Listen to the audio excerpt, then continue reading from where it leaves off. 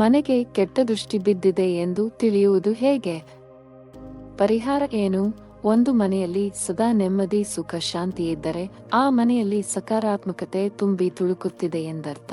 ಅದೇ ಒಂದು ಮನೆಯಲ್ಲಿ ಕಾರಣವಿಲ್ಲದೆ ಪದೇ ಪದೇ ಜಗಳ, ಅಶಾಂತಿ, ದುಃಖವಿದೆ ಎಂದರೆ ಆ ಮನೆಯಲ್ಲಿ ನಕಾರಾತ್ಮಕ ಶಕ್ತಿಯ ಪ್ರಭಾವ ಹೆಚ್ಚಿದೆ ಎಂದರ್ಥ. ಹಾಗಾದ್ರೆ ಮನೆಯಲ್ಲಿ ನಕಾರಾತ್ಮಕತೆ ಇದ್ದರೆ ಎಂಥ ಸೂಚನೆ ಸಿಗುತ್ತದೆ ಎಂದು ನೋಡೋಣ ಬನ್ನಿ.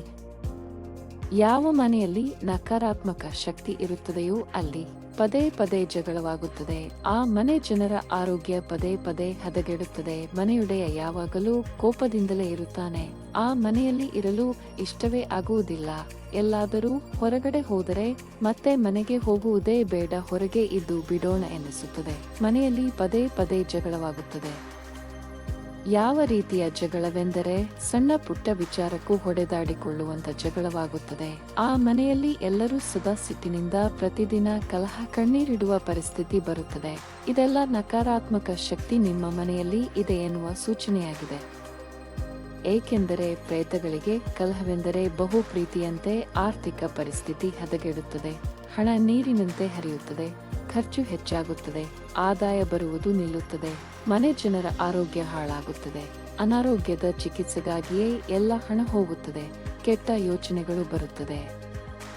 ಇವೆಲ್ಲ ನಕಾರಾತ್ಮಕ ಶಕ್ತಿ ಮನೆಯಲ್ಲಿರುವ ಸೂಚನೆಯಾಗಿದೆ. ಹಾಗಾದರೆ ಇದಕ್ಕೆ ಪರಿಹಾರ ಏನು?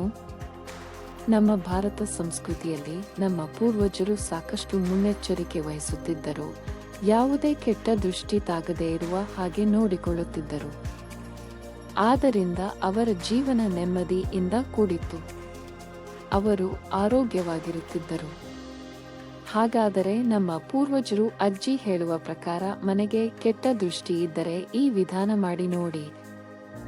2 ಒಣಮೆಣಸು, ಸ್ವಲ್ಪ ಕಲ್ಲುಪ್ಪು ಮತ್ತು ಸ್ವಲ್ಪ ಬಿಳಿ ಸಾಸಿವೆ ಹಿಡಿದುಕೊಂಡು ಮನೆಯ ಎಲ್ಲಾ ಕೋಣೆಯಲ್ಲಿ 3 ಸಲ ನೀವಳಿಸಿ ನಂತರ ಅವೆಲ್ಲವನ್ನು ಮನೆಯ ಆಚೆ ಸುಟ್ಟು ಬಿಡಿ. ದೃಷ್ಟಿ ನಿವಾರಣೆಯಾಗುತ್ತದೆ. ಒಂದು ಹತ್ತಿ ಬತ್ತಿ ತೆಗೆದುಕೊಳ್ಳಿ. ಅದನ್ನು ಸಾಸಿವೆ ಎಣ್ಣೆಯಲ್ಲಿ ಚೆನ್ನಾಗಿ ಅದ್ದಿ. ಅದ್ದಿದ ಬತ್ತಿಯನ್ನು ಮನೆಯ ಎಲ್ಲ ಸದಸ್ಯರ ಮೇಲೆ 3 ಸಲ ನೀವಳಿಸಿ ಆಮೇಲೆ ಅದನ್ನು ಸುಟ್ಟು ಬಿಡಿ. ನಂತರ ಒಂದು ನಿಂಬೆಕಾಯಿಯಿಂದ ಮನೆಯ ಮುಂದೆ ನಿಂತು ನಿವಾಳಿಸಿ ನಂತರ ಅದನ್ನು 4 ಕಟ್ ಮಾಡಿ 4 ದಿಕ್ಕಿಗೂ ಎಸೆಯಿರಿ. ಅಶೋಕ ಮರದ ಎಲೆಗಳನ್ನು ಉರುಟುರುಟಾಗಿ ಸುತ್ತಿ ಹಾರ ಮಾಡಿ ಮನೆಯ ಮುಖ್ಯ ದ್ವಾರಕ್ಕೆ ನೇತು ಹಾಕಿ. ಇದರಿಂದ ಮನೆಯೊಳಗೆ ಪಾಸಿಟಿವ್ ಎನರ್ಜಿ ಬರುತ್ತದೆ.